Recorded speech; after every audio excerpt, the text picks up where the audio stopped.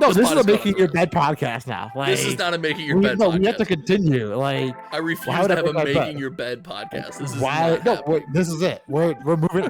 Listen, you're gonna be a dad soon. You're gonna have this conversation, and then I'm gonna make other people's beds. I'm not gonna make my bed. I'm gonna make other people's beds. My bed. Come over, and make my bed.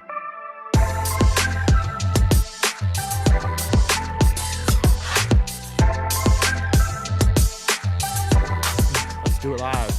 Are you gonna do the intro this week? I haven't been studying the intro. Hi, my name is Mo, and this is some other guy. Welcome to the... Ladies and gentlemen, welcome back to the reaction phase, the number one flesh and blood podcast that comes out on this channel on Monday mornings. You guys know me. My name is Josh, and I'm back with Mo Dollars himself, Mo Markets, Mo Bogsley. What's going on, man? What is up, Mo? Oh my God, what is happening? What are you doing? What? Make it rain! Woo! Dude, is this, first of all, you're going to be so mad that you have to clean this up afterwards? This is podcast money, baby. What is this what, like, high-level flesh and blood players do? Do you just have stacks and racks just sitting on your desk? Basically, yeah. When you're as good as Team Ascent, you just get paid thousands like tournament. That's great. Dude, what? Thanks, Josh, by the way, for the salary. Means a lot. Means a lot. I'm on another podcast with a couple friends of mine, and one of those friends is a big capitalist, entrepreneur, money businessman, and he was making a good point, so I flashed a $100 bill in front of the screen to try to distract him, and it worked, but I was several $100 bills. I don't even want to do the podcast anymore. You don't just keep several hundreds on your desk? Like, no, you want to shoot that my way? Your red crushed pepper? Because that's what I do. All right. Next time, ladies and gentlemen, you can watch this podcast on YouTube, and we are working to get it uploaded to Spotify and Apple Podcasts, so give that time. But next episode will just be a tour of Mark's desk, I think. Next episode... It's interesting. Like, the stuff that you find here is very interesting. But, you know, next to the money signs, do you have your alt art, you know, knickknacks? Because, like... I have some cards. I do have some cards that I've spec'd on.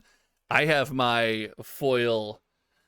even bigger than that. Are those the Rudy promos or no? Just the foils? No, just the foil even bigger than that. I like the regular foil ones. I think they're cool. But we've got a sweet pod planned for you guys today. We're going over some stuff. Dude, there hasn't been a lot happening. And for those out there, for any news that's happened between the recording of this pod and the release of this pod, we're recording early because Mo Dollars over there is apparently going on a baller vacation. What are you doing? I'm going on a cruise to the Caribbean, actually, so I can't wait. It's like an 8-day cruise. It's gonna be super exciting. Okay, so you couldn't win in Chicago, so you ran away to Colorado, and now you can't win in Colorado, so you're running to the Caribbean to try to win. I'm gonna beat all the old ladies on the cruise ship. That sounds really bad. This man stops at nothing to stack fab dubs, right? But did you hear about the special guest we got? So James White called in busy last minute, but we got Mario. So shout out to Mario for showing up last minute. I heard, is Mario under a blanket or playmats? It's kind of cold, so it's a playmat. You know, I got so many of these like high-end playmats that I just don't even the blankets. Like, we're not having a playmat competition. I will crush you. It's not close. It is not close. We can do this. It is not close. We can do it live. Yeah, it is not close. Let's see. I have like this high of like play math. 3 digits. Easily. I have 3 digits. No, so do I. Like easily. Like several 3 digits of playmats. Now, a lot of those are hometown TCG playmats. I'll show you my my playmats if you show me your playmats. Anyway, we're not getting to this, but we have a cool pod planned for you today. We are going to talk about, for the fans out there, we're going to talk about Azalea getting her first living legend points, and we're going to go from there to talk about some of the lesser talked about fab heroes, the niche heroes, maybe those on the outside looking in, because I know you and I have kind of a soft spot in our heart for some of those decks, so this is a good opportunity to talk about that. We are then going to talk upcoming events. We got some big stuff coming up. We got SCG Baltimore, which as of the release of this pod will have happened, and you may or may not have been there for a day, depending on your flight schedule. We also have Pro Tour Lyle, and we've talked about the Pro Tour a lot, but we want to talk specifically about the calling and maybe some side events going on at the Pro Tour, so we are going to focus on that. We are going to then, of course, finish with chatting about the market and our closing crazy comment section where you guys have an opportunity to tell Mo Bogsley to make his bed. How can I make it when someone's clearly using it? Like, that's just rude, guys. So, spoiler That's alert, just my rude. wife went through a phase where she would do that in the morning. She would wake up, because she wakes up, she's a teacher. She wakes up before the good Lord ever wakes up to go to school and teach these kids. And while I'm sleeping in the bed, she would be like making the bed. And I was like, hey, this feels awful. Like, while I'm in the bed with you, like, this does not feel great for me. So, honest question, why even make your bed? Because, like, you're just, like, why? Because she wants me to, and she tells me to, and I love her. All right. But, like, everyone that's like, yo, Mo, make your bed. Why? I'm just going to, well, first of all, are you new to the internet? If you attack the comment section, you're not going to win. You're not going to win. Let's go, comments. Let's go. Let's go. I'll be here all day. Speaking of winning, Azalea stacking some LL points in her first event. Do you regret our recent Team Ascent Azalea tier vid? It's weird. Normally Azalea only catches L's, not LLs. So it's like, it's a weird she day caught for her. so many, she stacked 2 of them together. Boom, got some to go. Do 2 L's make an LL? Because this does not feel right. If so, Azalea would have hit Living Legend well before any of the hero. Maybe So shortly after Levia. But yeah, have you taken a listen to the deck list so far? It's got 0 null rune, I was told. No null rune, like almost no blues. It's like super like aggressive. Is it? And yeah, I haven't seen it yet, but I was reading Twitter all morning, and they're like basically no blues, no null runes. Just it's gonna hit you, and it's gonna hit you hard. Running Death Dealer, I assume. They haven't posted the deck list as of now. Wow. But I was seeing the rumors of it, and I was like, this is spicy. So if it's a go hard Azalea list, there's something recently in the meta that would have helped that or given that some legs, and things like Bolt and Shot and things like Rain Razors could have given that a little bit of legs, a little bit of gas. But if that's your plan, if your plan is like just go hard and go aggressive and not go super tall and dominate hit effects, there's no reason not to play Lexi. Like, in my opinion, there's a reason. Lexi has Living Legend points already. If you want to be the first, like if you want to be the first, why not? You know, for the clout, yeah, for the clout. Like, get those internet points. Me and you both know, like, dude. Points. First of all, I am all about the internet points. I often play test like niche weird lists that I really like to play, just in case they have any Steam, so I can be like, guys, you have to play this. Like, you don't even know. Like, I built the deck before you guys even knew about it. I would just be like, you have to go play this because it's super fun. So Azalea is something I got to admit. And then shout out again. I feel like we shout out these guys. Levi over at the Roundtable of Wraith. Yeah, probably too much. We should start taking, like, I don't know, sponsorship money from them or something. Like, at this point, like. And if you want to take sponsorship money from someone, you can visit MinMaxGamesFab.com. You can use promo code HTTCG to get 5% off your singles order of $50 or more. Visit the link in this video's description. But we should note that as I play Azalea, I really like to play the hit effects. I like to play like a mid-range control, because that's the first Azalea deck that I saw just that looked like so much fun. It was gas. It was in the chain meta, so you were like, oh, my whole plan is to just shut down like chain and use blood debt and some dominate and get chain to essentially kill himself, right? Just make him not do anything. Like, I've tried to play aggro Azalea, and spoiler alert, and maybe I'm building it wrong, it goes poorly. Like, so poorly. That's one of the big problems with Rangers. Like, if you don't draw well, if you don't draw an arrow, it just feels terrible.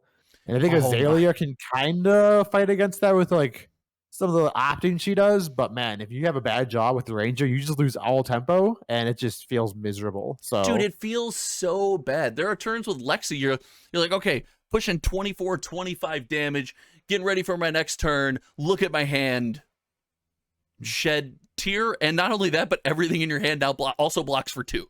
So you're blocks for 2, and if they say Command and Conquer, you're just dead in the water. Like, if you ever hear your opponent go Command and Conquer, you're like, I'm going home, guys. I'm not having fun. Goodbye.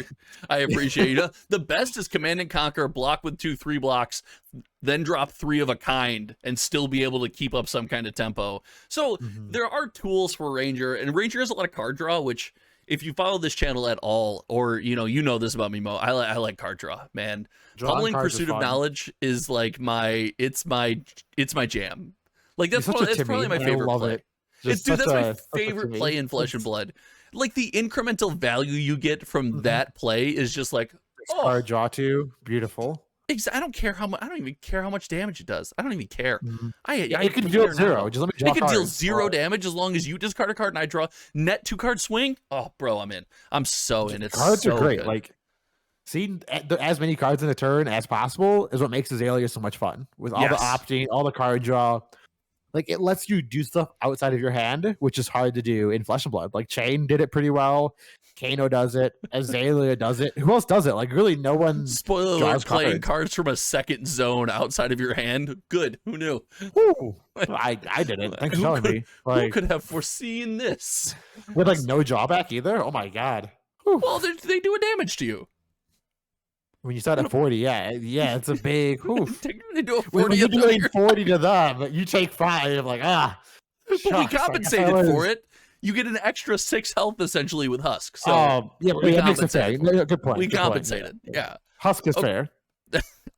Most oppressive card in Flesh and Blood. Carrying Husk is the most oppressive card in this. We're gonna circle back to this every week and just be like, "This is Husk. Good job, good job." There are certain things I will scream from the mountaintop. This has nothing to do with Azalea or niche heroes. Well, niche heroes at this point. Chain is in a niche format. So Chain's a niche hero. Yeah. He's in a format with only like one other player or one other person. You can play Chain in CC still.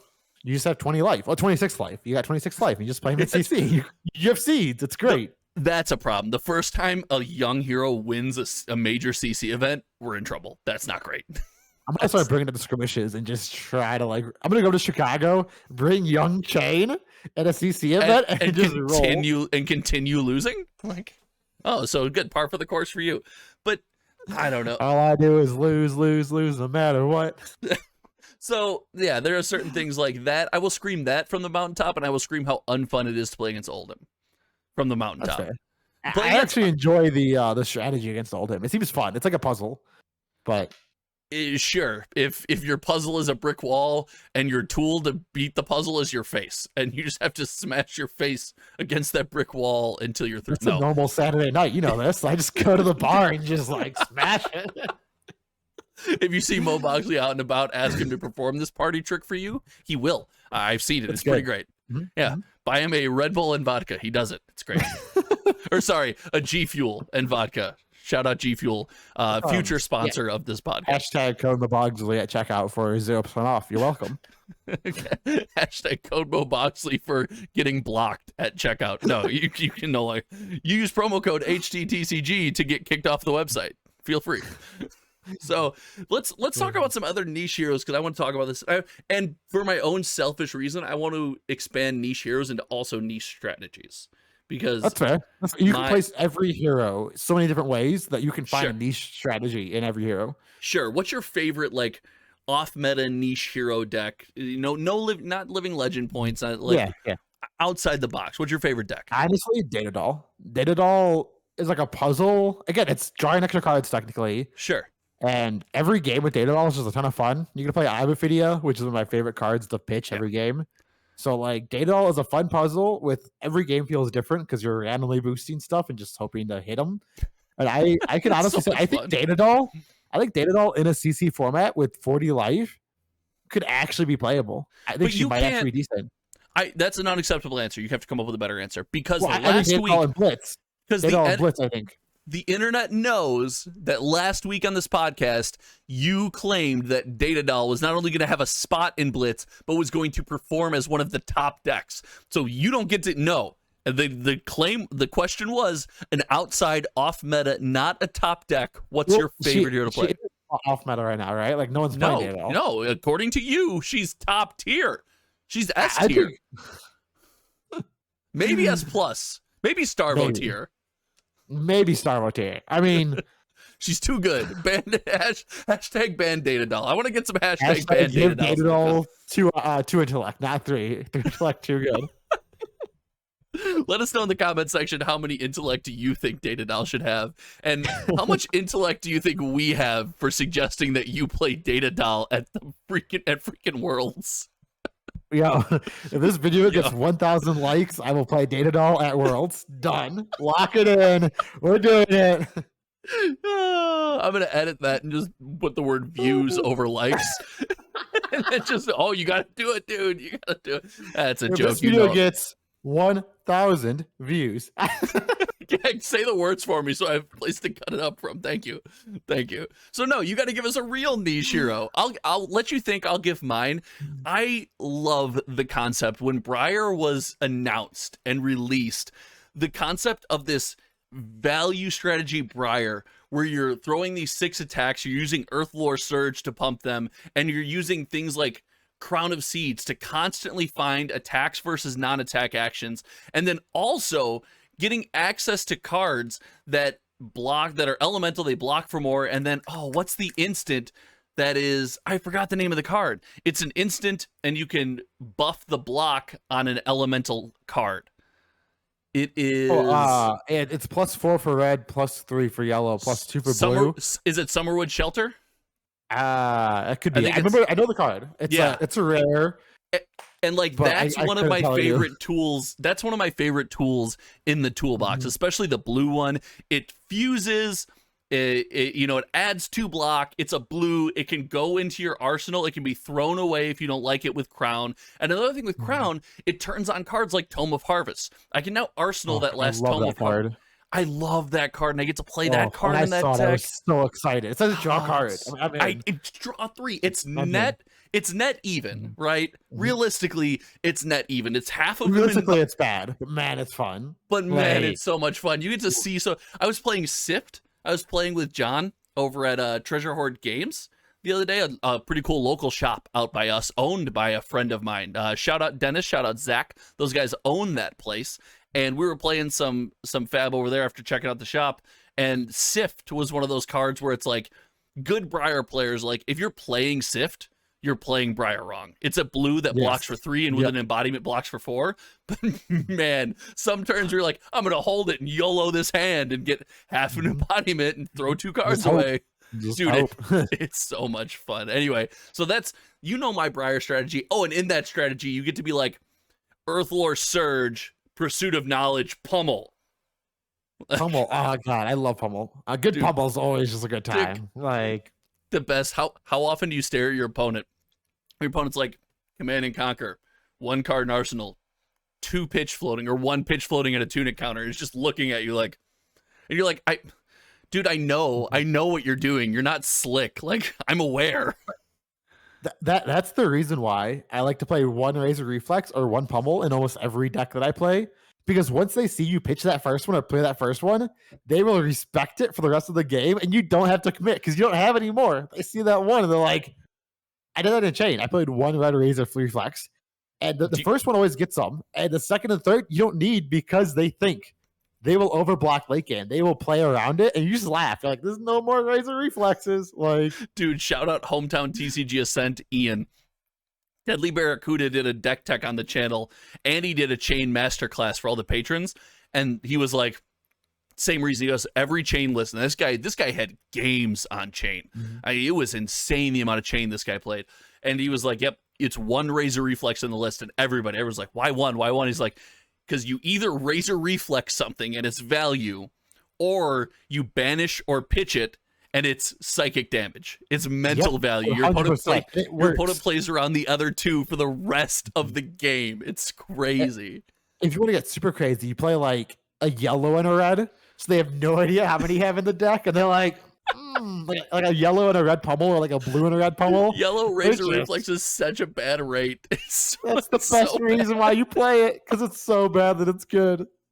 Oh, dude. Okay, so that's probably my favorite pet deck. What do you got as far as niche heroes? What do you liking to play? I really like. Again, you're gonna argue this isn't niche, but I really love my dash. Like, item dash, not boost dash. Good old fashioned item. I'm gonna shoot you to death dash. I think at this point that's niche. Now come the Guardian Winter, it might not be, but right now, she's just so much fun to play. Like, you get all your dice. You lay all your dice onto the table. And they're like, you don't need that many dice. And then you flip over your hero, and they're like, wait, that's not Pounder. What are you? And you're like, item, item, item, item, item. They're like, please stop. Item, item, item. What I was Mo's shooting at not Persona telling you is 5 this whole last deck's night. in hard cases too. Your whole deck is in hard cases. Every so these items are taking up like this massive space on the board.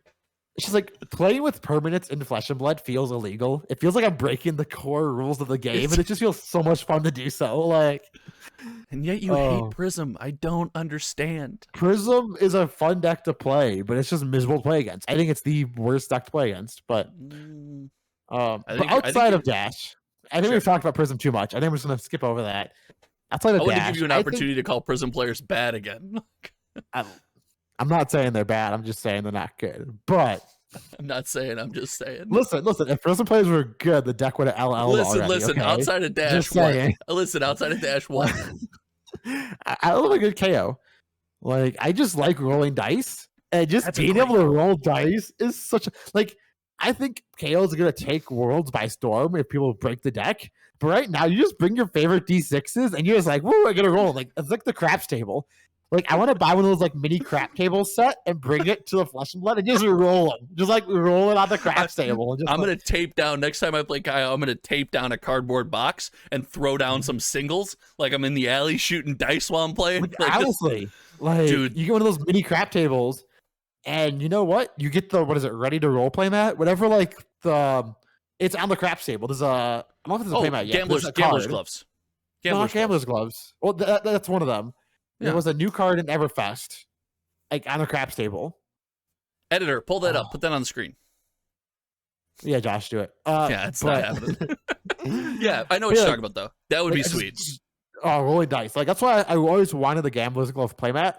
And that's why I think I own 3 Gambler's Gloves and 2 of the boots, because I kept on forgetting I had them. I just kept buying more because I love the art and I love the card. I'm like, dude, I need some of these in my life. I want to roll dice. Like, there's nothing that feels better than playing a fun Kyo list. Like there's, oh my gosh, it's. I think the best part is like Flesh and Blood is so great if you build your own decks and then just bring them and no one knows what's going on. Like that's what makes it fun. I will scream about this. One of the very first, I think it was the second hometown throwdown. You were here for it in the hometown TCG studios #MyBasement, and we were playing we were playing Flesh and Blood, and we were playing each other's decks. And a buddy, the guy who owns one of the guys who owns Treasure Hoard, Dennis, both of them were here, but I was playing Zach's Kyo deck that he built for his girlfriend, and I was having so much fun with this deck. And it was one of those brute cards, you draw a card and discard a card. So I emptied my hand, play that card, draw and discard, and I drew and discard a 1 of Crazy Brew off the top of the deck. And I just yelled across the room. I was like, what the hell is this doing in here? And he's like, what? She likes to roll dice and it's Crazy Brew. Like, why not? I was like, sure, but it's so much fun. And it makes one of the most memorable moments of like me hanging around with my friends playing Flesh and Blood, like stuff like that happening. So Kyo is just so great for that. So much fun.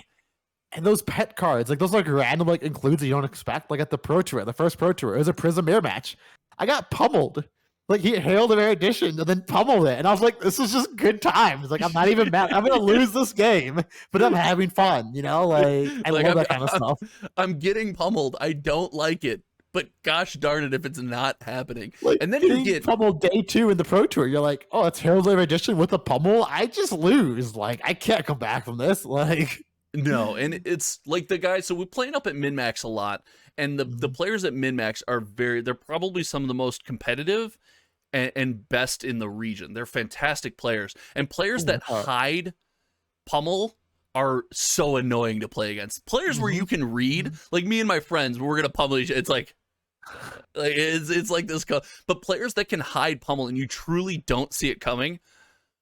The most annoying play, because you're like, it's such a blowout turn, right? When it happens, and you're like, why is pummel in your Azalea deck? You're just pummeling a battering bolt, like that's all you're doing over and over again, like that's the only thing you're doing. Or Command and Conquer, like great, thanks, sweet. Oh, God, pummeling Command and Conquer is so much fun. So much fun. It should be illegal. Especially like against the Ranger. Like they block 6 and you're like, nope. Nope. Over the top. That should be illegal.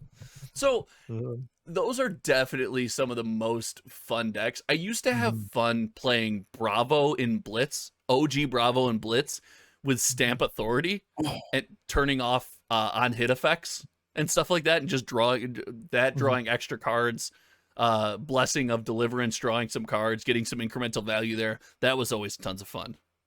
Another fun one that I played against at the last skirmish I went to. Okay. It was Valdera. Oh, is the one that makes all the seismic surges like a trillion? Balda? That deck seems good too. Like, yeah, they were going off against me, and I was like, "Ooh, I got this draw 2 card off the top. I guess I can't play it as Kano because they're just gonna dominate me to death." Like, that deck seems fun. It does seem like so much fun. And you were at that event. Let's talk about really quick. You were at the event. It's called the Coaxing. It was held by I know Joey from Decks and Drafts. Shout out Joey from Decks and Drafts out there. Does all that stuff. And events like that. First of all, that event it's amazing. It's an all-star event every year, and it gives players the opportunity to go out and have some fun, just be amongst the community and play the game. I don't want to say casually, but play their pet decks. No one's playing like Pro Tour Tech. They're playing like Valda create 14 seismic surge. They're playing Pummel Azalea, stuff like that. Like that's such a sweet event. Fun. Yeah. Like there was 69 of us in the main event, and there was probably about 25, 30 casual people either learning the game, hanging out, just playing Ultimate Pit Fight. Like there's probably 110 people at least at that bar, just jamming Flesh and Blood either casually or in the skirmish. Like it just showed how big the community is. Like I was amazed. Dude, that 110 like people that, for a nothing, like just like a fun skirmish event is amazing. It was. It shows you what the Flesh and Blood community can do. Dude, I saw a bunch of footage from you guys. Events like that are the best Flesh and Blood events. I know that you're super competitive, high-level player and stuff like that, but these events should be the backbone of our community. I agree. And the people like the game so much that they're literally making their own events, right? They're just finding a reason to come together and play this game. So shout out to that event. Shout out to Joey. Shout out to all you guys out there that went out there. I knew you guys were giving away. I sent you guys some stuff to give away. I know you guys funded some stuff yourself to give away. We give away booster packs. We give away your promos, which is super fun. Like if we had a unique or like just a really crazy game, we would give them a Herald promo, and it was just a great way to like support the community, support just everything going on there. I believe you gave away 3 coaching lessons as well. Yes. So like just like a great way to like support the community and just come around. Like it was a blast, man. Like at least Tima said, we're here to like have fun. Like first and foremost, like we're there just to chill out and just. I know a few of the Team Ascent guys had a little bit too much to drink, and they're just having a great time. Like you don't say. That sounds so out of character for us. That sounds so out of character for us. And in Vegas, when I would leave the events, I was like, "Oh God, I gotta get a drink." And when John used to work the channel with me, John is very healthy. To his credit, like the good 100%. Like people call him Johnny Six Pack for a reason. Like there's a reason. Johnny 8 pack at this point, like. He's at least 6. Let's it's okay. 8. Maybe 7.5. Maybe Johnny 7.5 pack. 6 when it's cold. But we would leave and I'd be like, "Oh, let's go grab a drink." And he was like, "Nah," but the Flesh and Blood community is like, "Oh, let's go get a beer." Everyone's like, "We're totally down. Like this is just great." What a good 100%. Time. The last Vegas event I went to, we were going to go to Gordon's Burgers just to get some burgers. I'm walking past the blackjack tables. It's just like they're all filled with Flesh and Blood players just hanging out, having a good time. Like I stopped at one of them and just chatted. I was like, "Hey guys, how's it going?" Like, we need more big events in those fun locations like Vegas where people can go enjoy the spot they're in. Ignore the nail clippers. I don't know why I have them. Enjoy the spot they're in, but also just like enjoy Flesh and Blood, but do other stuff while they're there. I think making memories is what makes card games so great. And Flesh and Blood's community is so good at making memories with each other. Like I went to Top Golf in Vegas. I don't golf. I went to Top Golf with Flake. Oh, I know you don't golf. And, like, you do it was not a great golf. time. You do not golf. Maybe go to Top Golf. Maybe don't swing the club again. Listen, I embarrassed myself pretty bad, but I had a great time. But you had a good time, and that's a great transition. Into talking about these events, and we got SCG Con with coming up. And I think these events are a great example of what you're talking about. This SCG Con event is going to be nothing super competitive. I think there's what, a battle hardened, right? There's a blitz battle hardened team event on Friday, and then just a skirmish. Like, they just have a normal skirmish on Saturday. It's just a skirmish. Okay. Just a skirmish on Saturday. Well, no, the battle hardened is on Sunday. Is it? But okay. The skirmish, so it goes Friday team blitz event, Saturday skirmish with a guaranteed Marvel playmat, which is sick. That's pretty sick. And then Sunday's a Blitz Battle Hardened, the most competitive format in Flesh and Blood. So, like, it's just going to be a great time. First of all, Blitz is the most competitive format in Flesh and Blood. We're in trouble. So maybe let's not throw that out there. Second of all, I think Team Blitz is an incredible way to kick off any Flesh and Blood weekend. 100%. So good. Shout out, what is it? Oh, what's Tommy's podcast name? You know what, Tommy? Come on. Fresh and Buds. Fresh and Buds. The That's best the one. podcast on Spotify at the moment. We're also on Spotify and Apple. I thought you said we're not on Spotify yet. I thought you said you were working. Old episodes when the podcast was better before you got here are on Spotify. So that's right. So best current podcast on Spotify. Fresh and Buds.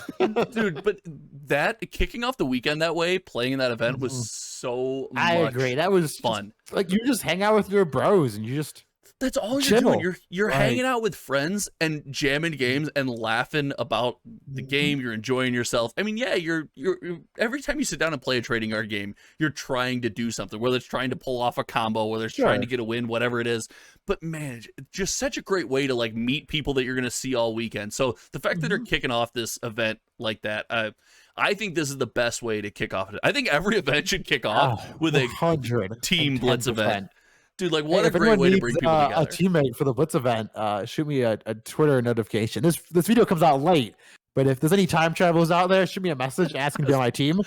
Just give me a deck, and I will join that team 100% for free. So just send me a message right now. Yeah, and it breaking down just the format says, again, we're not talking about necessarily the format of this event. We're just talking about events in general. Love the fact that this is kicking off SCG Con. But then moving on, we do have Pro Tour Lyle. We spent a lot of time talking about the Pro Tour format, talking about Worlds formats. We argued about Blitz a lot. We got into all that, but we want to focus this time on the calling, and that's because you found some news from FaB Twitter. Drop the news for us at the time of the recording. So I was scrolling FaB Twitter just because I always scroll FaB Twitter. I like to see what the community's talking about. I like to stay connected. We also like to think of ideas for the podcast when there's nothing going on. We would never do that. No, we plan these podcasts months in advance. So we have the next 6 months already planned. You can just shoot me a message right now. I'll tell you exactly what next week's going to be about. I'm leaking those DMs. It's mostly me and Mario. Like, Mario is those great. DMs. He's amazing at the podcast. But reach out to me for those DMs, guys. But anyways, what are we talking about again? Oh yeah, so they're calling Lyle. I'm calling it Lyle, and I'll feel free to be corrected in the comment section. Is already 75% sold out for the calling. This is something we saw at New Jersey for the first Pro Tour. The calling was sold out. Lots of feels bad, lots of just like depressed people because you travel across the world to play Flesh and Blood. It kind of sucks to not be able to play.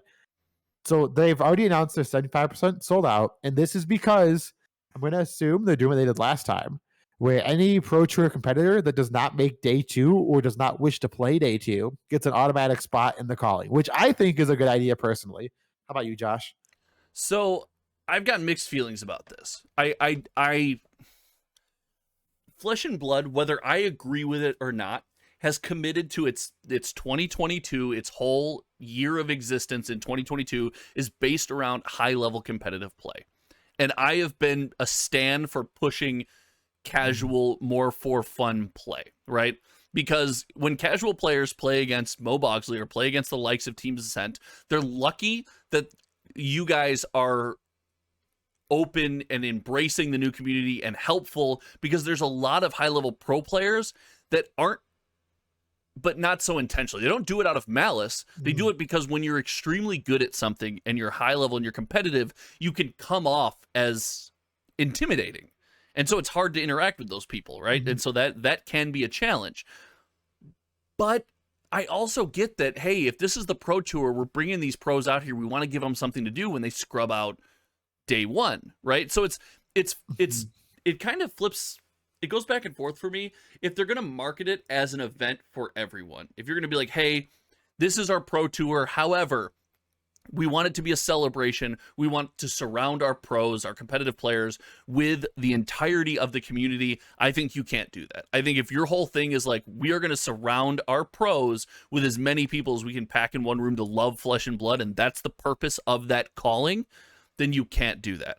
But if the purpose of that calling is to give your pros something to do after day one, and then also market to your community, hey, come play against some of the best, join this high level gameplay, who knows, you could take it all the way to the top, then I think that's a fair strategy. Yeah, I've always thought these large events like the callings or like Magic does Grand Prix were always interesting because you get both aspects. You get like the more casual players that are just like, I'm going to go out and play some Magic or Flesh and Blood and just have a great time. And then you get the grinders that are like, I'm going to try my best to be the best. Yeah. And I think the Pro Tour calling is in a unique situation because you already have the best of the best traveling different countries, different continents to play this amazing game. And then you just have the locals that are like, I kind of want to see what Flesh and Blood is like. I would argue not even the locals. I think it's cool if you have the means to like, hey, I want to go to a major Flesh and Blood event. Your chances are big releases in Vegas or this. I think this is a really cool venue to be like, hey, I was there. I was at the Pro Tour. I do. I agree. And I think we need to emphasize these side events more. Like make more casual side events. Like try to push those more just so people can go out and just play Flesh and Blood with their friends, meet new friends. Like team events are great to make new friends like we talked about. Yeah. Let's get some more just like, you know, you sign up, you get paired with two completely random people and you just play together. Like I think team events with randoms to make friends is a great way to do it. But then I think that'd be fine. With that being said, I would like them to take the calling out of this then. So you don't want no calling, just Pro Tour, battle hardened. That's all you're looking for? If you're going to hold spots for pros, I don't want a calling. I want a bunch of side events that can fire at any moment, or an uncapped event. Or could you do an uncapped calling? It's just hard with if it blows up. You're 3 days in. Yeah, it's space. Yeah, for sure. I think for New Jersey, they weren't expecting the calling to pop off as big as it did. Sure. Because I think they had the space, and that space was pretty big. Like they had the banquet, they had all that great stuff going on. What a cool event! I think they didn't expect one, the calling to sell out, and then two, that battle hardened was what, 800 people, 790 people. Like that just shows you how many people are traveling these Pro Tours.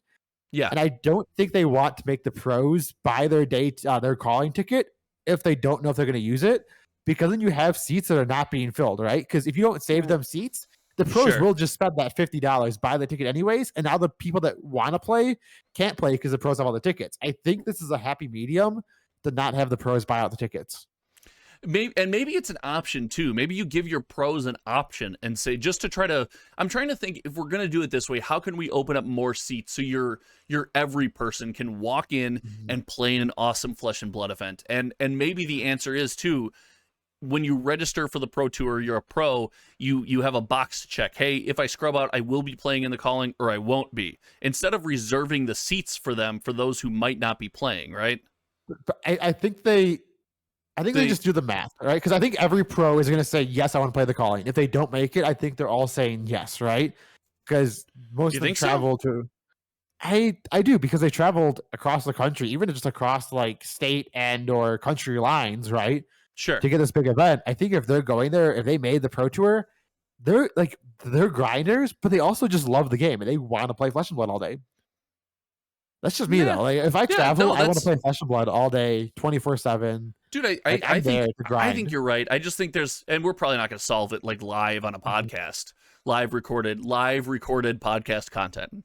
We'll just go back and edit in once we find out the solution. That's all. We're probably not going to solve, but I do think it's definitely, it feels bad that I know like, people that couldn't make it. It sucks. Right. That's going to feel bad. However, I don't know, man. We're getting nitpicky here. It's going to be an awesome event. It's going to be so much fun. I'm sad again. I'm at the happiest point in my life I've ever been. I'm about to be a dad. My wife is up. Actually, she's asleep already because she's like, I'm just exhausted. Dude, that woman is a warrior. It is insane the things she can do while like as a pregnant woman. I'm like, holy crap, I'm not worthy. Like it's nuts. But I'm about to be a dad, so I can't just like up and travel to these events. So I'm gonna miss a lot of Flesh and Blood events, which makes me sad. And I'm sad that I'm missing those events.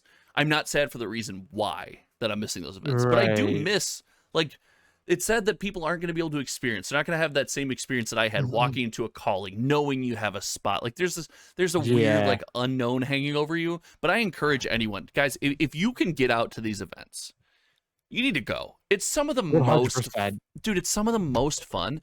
And like so many of these people you're seeing on YouTube content, featured in FaB articles, whatever, they're so personable and open. Like you see these Ascent players out there, and you've now seen them on podcasts, you've seen them on their own solo videos, you've seen them on group, FaB, hometown town halls and stuff.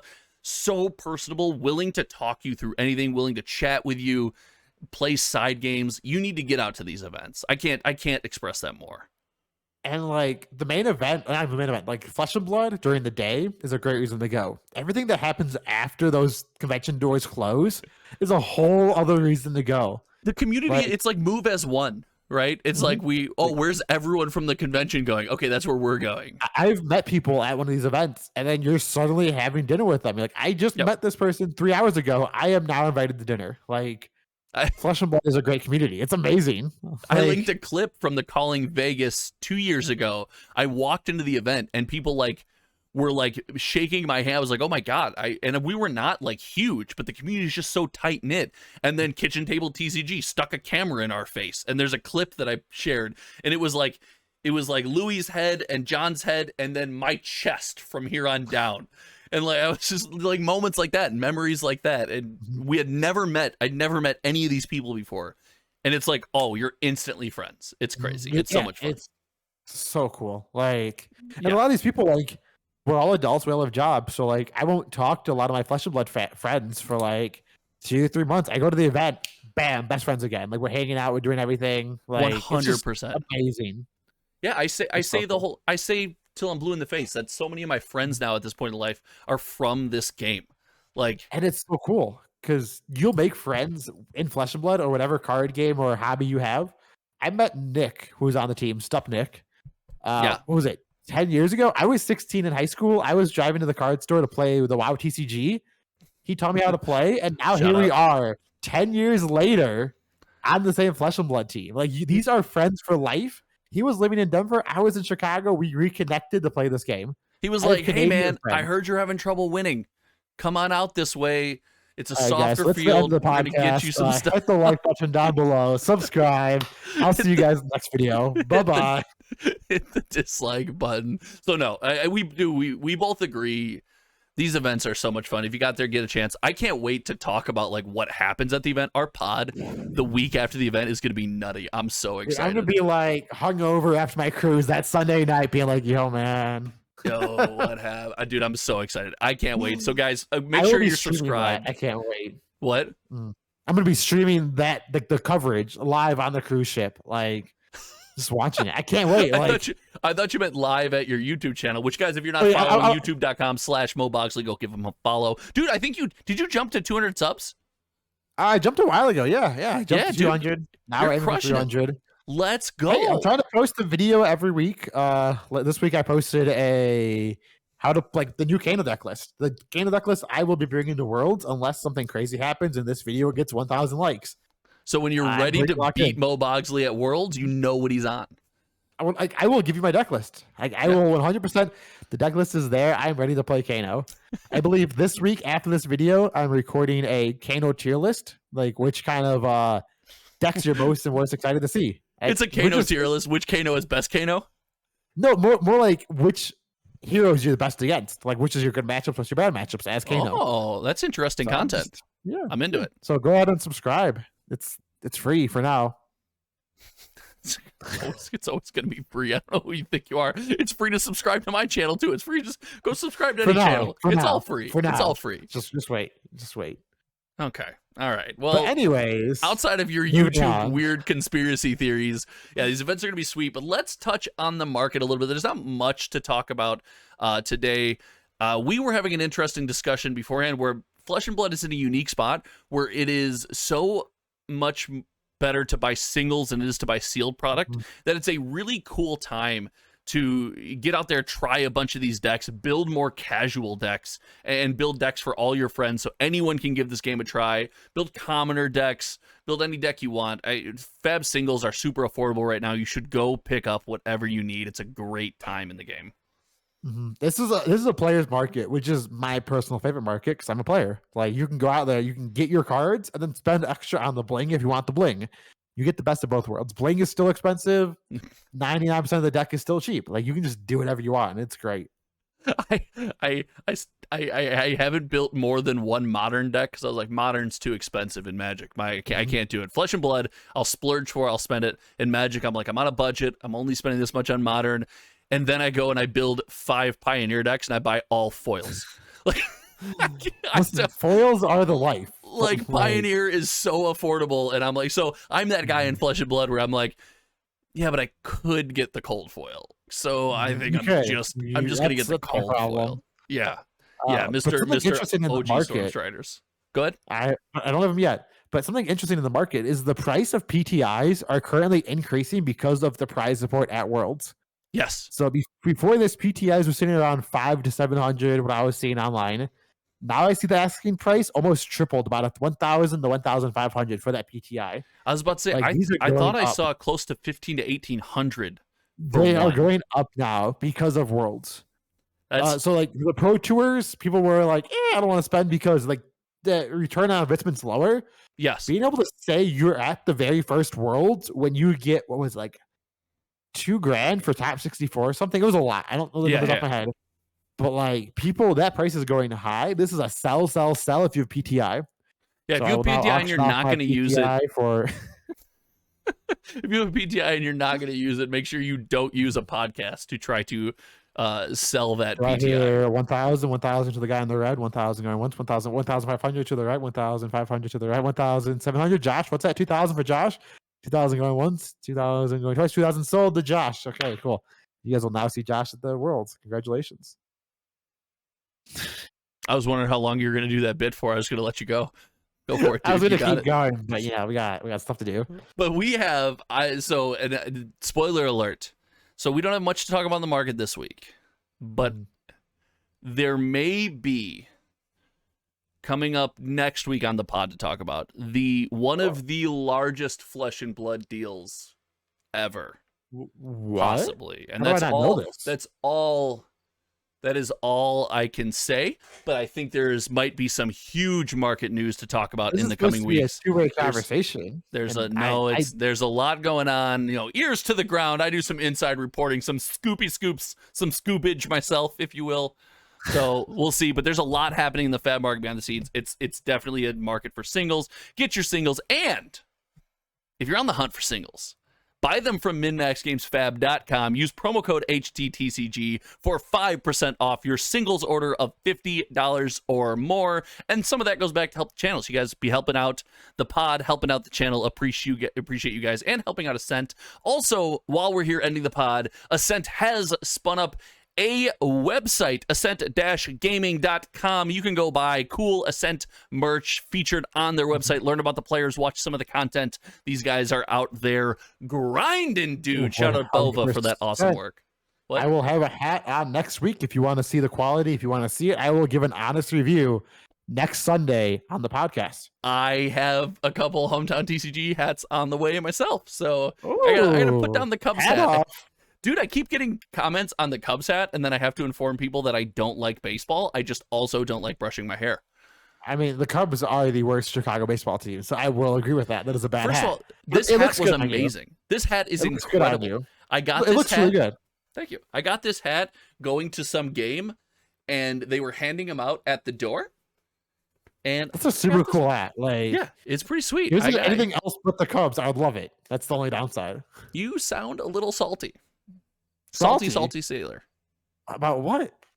About the fact that we're going to move into the closing crazy comment section, and I didn't take away your comment this week because I'm a much nicer guy than you are. So, Mo, you get a chance to respond to one of our commenters. And if you'd like to be featured in the closing crazy comment section, make sure you visit youtube.com/hometowntcg. Watch this episode of the pod and supply a comment for the comments section. You might have a chance to have your comment featured by Mo or me. Mo, what you got today? So I got a comment by Clark Jason. Ooh, and let's he go. Said, with that stash, gotta get the stash some love. I envision Mobogsley eating Al's beef and then screaming his head off at Soldier Field while wearing a Bears track jacket. And all I will say about that is Raider Nation, let's go Derek Carr. Woo! That's all I gotta say. Raider Nation, baby. Now you know what it's like to be a Bears fan when you're cheering for a quarterback where most of the NFL fan base goes, like, I get it. You like your team, but it's a tough quarterback to cheer for. Are you shooting shots at Derek Carr? Don't get me wrong. Ours is worse, but we're not too far off. He was like top 3 in passing yards last year. Derek Carr is the real deal. I love that man. He's going places this year. Okay, so all right. So Derek Carr, next guest on the pod. I'll give him a call. You know, he's kind of busy right now with preseason. I'll give him a call. Dude, you're one of his 3 fans. I'm sure he's gonna pick up the phone. Like, that's more fans than the Cubs have. So I'll take it. I'll take it. All right. I want to feature this week a commenter, Dan Bellotti, or maybe it's Boyati, depending on how Italian you're feeling, for the comment. And it says, make your bed, LOL. I also want to feel Sideshow on acid. Dude, make your bed. And Sang Soo in the comment section saying, tell Mo to make his bed. Also, everyone else in the comment section that said, Mo, make your bed. And guys, I want to point out, if you want Mo to make his bed, I'm not going to tell him to make his bed. You can visit him on any of his socials. You can visit him on his YouTube channel. And you can tell him how triggered his unmade bed makes you. But I will point out, I will not be sending that message onward. I don't care if he makes his bed or not. You know, it looks made to me. I don't know about you guys, but it looks pretty made to me. Ignore the blanket right there on the ground. But besides that, it looks pretty made to me. It doesn't. Again, what's the point of making your bed, though? Like, what's the point? Someone from the comment section is gonna tell you. I don't know the point, but the point of making your bed is when your wife tells you to make your bed. Before you go to bed. When your wife tells you to make your bed, that's when you make your bed. No. Like, all right, this cold. I just grab. No, this is a making your bed podcast now. Like, this is not a making your bed podcast. No, we have to continue. Like, I refuse to have a making your bed podcast. This is why. No, this is it. We're moving. Listen, you're gonna be a dad soon. You're gonna have this conversation, and then I'm gonna make other people's beds. I'm not gonna make my bed. I'm gonna make other people's beds. My bed. Come over, and make my bed. You know, anyone in the Denver area, feel free to come over to make your bed every Sunday. Come over every Sunday before the podcast. You can make my bed. If I'm making your bed, you're calling me dad. Okay, daddy. Actually, you already did. That was always very weird. Anyway, this podcast is spun completely off the rails. Are you happy you said that into a microphone? That's a clip that will live for ages. I cannot wait. When you win Worlds, that I'm just spamming that clip all over Twitter. Oh my gosh. Make that into like a GIF. Oh my gosh, this is so great. Ladies and gentlemen, if you've liked what you've seen here, we didn't have much to talk about this week. Early week, Mo Bogsley going on a cruise. I tried to convince him to shoot next week's episode from the cruise ship. He'll be doing it hungover and tired from his home instead. So looking forward to that, dude. I will give you last words. Anything you want to say to the fans and people out there of the reaction phase? Last word. This is a lot of pressure. There's a lot I could talk about, but I'm on the spot now, and there's not much I can think about. Besides someone that's going to the Pro Tour, please sell me your promo weapon because I need one of those. Also buy my PTI. Thanks. Thanks for hanging out, everyone. We'll see you around next week. Goodbye. Bye-bye.